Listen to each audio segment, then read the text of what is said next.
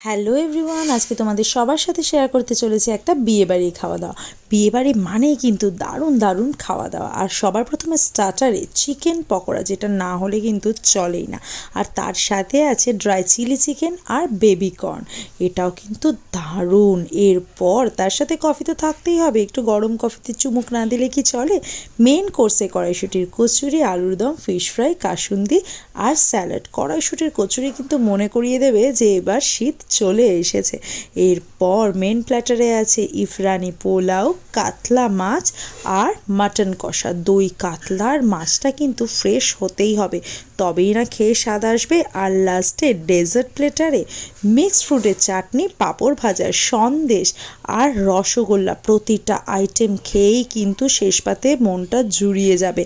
আর সবশেষে নলেন গুড়ের আইসক্রিম, যেটা মনে করিয়ে দেবে শীতকাল চলে এসেছে। সবশেষে মুখশুদ্ধি পাস পাস।